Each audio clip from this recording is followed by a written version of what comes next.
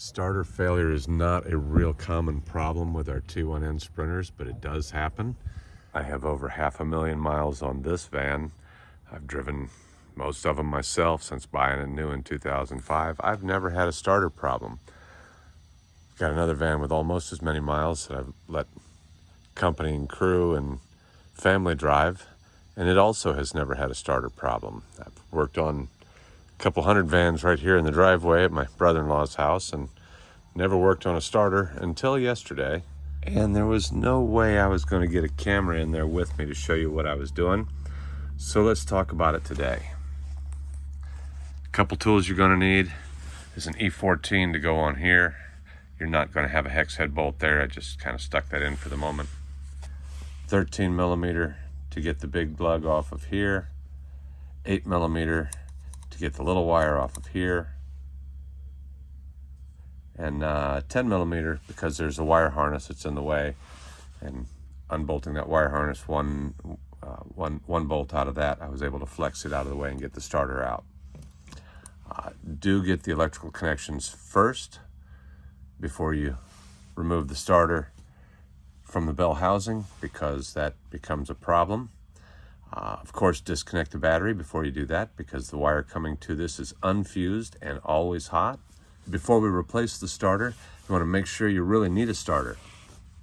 Verify you've always got 12 volts here. Now, if you've got your red lead here and your black lead on the battery, perfect. You're getting voltage to this post, but are you getting ground?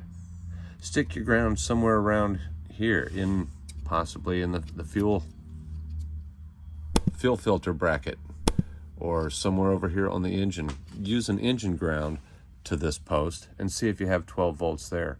If you don't, you might just have a bad ground, not a bad starter. But let's move past that. For this video purpose, we're talking about bad starters. Next step is to verify that when the key is turned to the start position, you get 12 volts on this little plug here. If you get 12 volts there and you have 12 volts there and nothing makes any noise up there, you've got a bad starter. So we're going to go ahead and pull that out. Like I said, 13 millimeter, 8 millimeter, 10 millimeter to get the wiring harness out of the way. It is on a stiff plastic track, so it's not going to be real easy. You got to flex it out of the way. Then pull these two bolts out back here. One is down here, one is up here. They're going to be E14 like that. Once those come out, the starter drops out, comes down, and wiggles out through the back, wiggles out across the cross member. So lay down some cardboard, makes it easier to slide around under the van. Want to be right behind the driver's side front wheel. The running boards on this one mean I do have to jack it up a little bit to get underneath. So this is the crossbar we have to come out across. There's the starter.